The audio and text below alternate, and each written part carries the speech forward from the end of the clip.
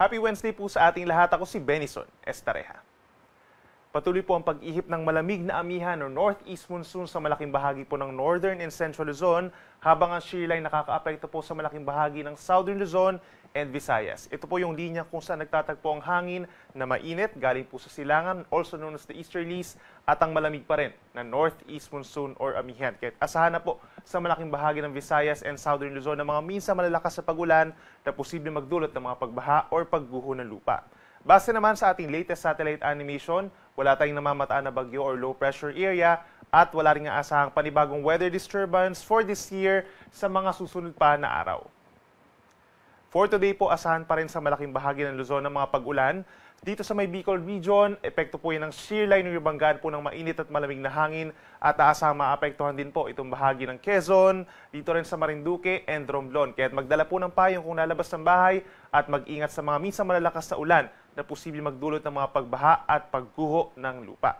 Dito naman sa parting Hilaga, meron pa rin pong epekto ng malakas na northeast monsoon or hanging amihan. Asahan ng makulimlim na panahon pa rin na may mga light to moderate rains sa may Cagayan Valley, Cordillera Administrative Region at malaking bahagi din ng Central Luzon, even parts of Rizal and Laguna. So make sure din po na meron tayong daladalang payong at magdala na rin ng pananggalang po sa lamig kagaya ng jacket. At dito naman sa bahagi ng Ilocos Region, Metro Manila at natitirang bahagi pa ng Calabarzon, partly cloudy to cloudy skies at may tsansa ng mahihinang pag-ulan, habang ang Mindoro provinces, sa umaga, partly cloudy to cloudy skies din, pero mataas ang tsansa na magkakaroon ng pag-ulan, lalo na sa may Oriental Mindoro, pagsapit ng hapon. Asahan ng pagbaba ng temperatura dahil sa mga epekto ng northeast monsoon and shear line over most of Luzon. Metro Manila, posibleng bumaba ngayong madaling araw sa 22 degrees Celsius. Sa may Tagaytay, pinakamababang 21 degrees. At mas malamig pa dito sa may parting norte sa Tuguegarao hanggang 20 degrees at pinakamainit lamang ang 25 degrees Celsius. Habang sa may Cordillera region, between 14 to 15 degrees Celsius ang pinakamalamig na temperatura.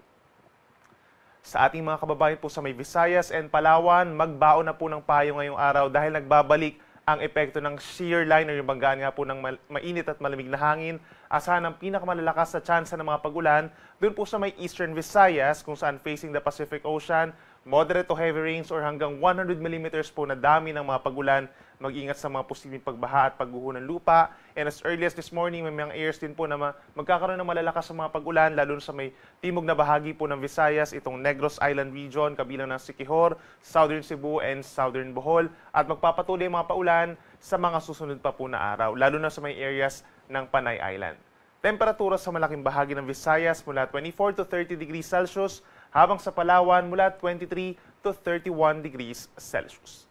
At sa ating mga kababayan po sa Mindanao, meron din mga lugar na apektado din po ng shear line as early as this morning, kabilang na ang malaking bahagi ng Zamboanga Peninsula, ito rin pong bahagi ng Misamis Occidental, Lanao del Norte and Lanao del Sur, as well as Surigao del Norte and Dinagat Islands. Pero pinakang magsusustain yung mga pagulan doon po sa may Dinagat Islands dahil pa rin yan sa shear line.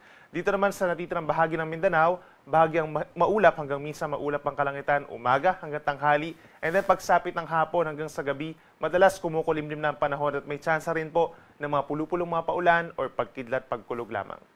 Temperatura dito sa Metro Davao mula 24 hanggang 32 degrees Celsius. Sa ngayon, yung gale warning natin ay nakakonsentrate na lamang po sa may Calaguas Islands at hilagang baybayin po ng Catanduanes kung saan hanggang 4.5 meters pa rin umaga hanggang hapon ang mga pag-alon. Pero pagsapit po ng hapon, posibleng bahagyang bumaba na po at matanggal na yung ating gale warning dun sa mga areas na nabanggit natin. However, today and in the coming days, magpapatuloy pa rin ang maalon na karagatan sa hilagang baybayin po ng Luzon at sa silangang baybayin po ng Luzon and Visayas. Epekto rin yan ng malakas na northeast monsoon hanggang 3.5 meters or nasa isang palapag pa rin ng gusali, kaya delikado pa rin sa small sea vessels hanggang sa weekend po yan. Habang natitirang baybayin ng Luzon, Visayas at malaking baybayin ng Mindanao, banayad hanggang katamtaman ng taas ng mga pag-alon kung saan posible hanggang 2.5 meters sa taas ng mga pag-alon kapag may mga thunderstorms. At para naman sa ating 3-day weather forecast, simula po bukas hanggang sa Sabado, magpapatuloy pa rin ang malalakas na mga pag-ulan sa malaking bahagi ng Southern Luzon and Visayas. Epekto pa rin yan ng shear line o yung banggaan nga po ng mainit at malamig na hangin, lalo na sa may Bicol region and Eastern Visayas. Kung saan meron nga po tayong tinaas na weather advisory for the next 3 days. nakakonsentrate nga po ito sa may silangang parte ng ating bansa. Asahan yung moderate to heavy na mga paulan by tomorrow or hanggang 100 millimeters na dami ng ulan dito sa halos buong Bicol Region, particular na sa may Camarines Sur, Albay, Sorsogon, Catanduanes, at maging sa may Northern Samar, Samar, and Eastern Samar. Then pagsapit naman po sa araw ng Friday, that's January 10, asahan pa rin ang moderate to heavy na paulan sa may Albay, Sorsogon, Samar, and Eastern Samar, habang posibleng umabot sa hanggang 200 millimeters ang dami ng mga paulan dito sa may Northern Samar. Ito mga paulan po natin again dahil po ito sa shear line na typical naman na nangyayari kapag ganitong panahon po na kalakasan ang northeast monsoon. Posible pa itong mabago at madagdagan pa yung mga lugar na magkakaroon ng mga moderate to heavy or even at times intense sa mga paulan sa may Bicol Region, Eastern Visayas, Caraga Region, and some parts of Calabarzon pa. Kaya lagi po magantabay sa ating mga updates, mag-ingat sa mga posibleng pagbaha at pagguho ng lupa, lalo na dito sa may areas po ng Samar and Southern Bicol Region. Para pa rin sa ating T-Day weather forecast, magpapatuloy ang epekto ng malakas na northeast monsoon dito sa natitirang bahagi po ng Luzon, lalo na sa may Cagayan Valley, Cordillera Region, at dito rin sa may Aurora at mga kalapit na lugar pa dito sa may Calabarzon and Central Luzon. May mga light to moderate rains habang ang natitirang bahagi ng Luzon, kabilang ang Metro Manila, asahan pa rin ang bahagyang maulap at minsan maulap na kalangitan na mayroong mga isolated light rains. But for tomorrow, yung ating mga kababayan po na dadalo sa kapistahan ng Poong Nazareno, asahan ng mostly cloudy skies na may chance rin ng mahina hanggang katamtaman ng mga pag-ulan. Habang dito sa malaking bahagi ng Mindanao, asahan pa rin ng mga isolated thunderstorms. Usually nagtatagal po ito ng 1 hanggang 2 oras. Ito po ay dahil pa rin sa easterlies o yung mainit na hangin galing sa silangan. Ang sunrise natin ay 6:23 ng umaga at ang sunset ay 5:42 ng hapon.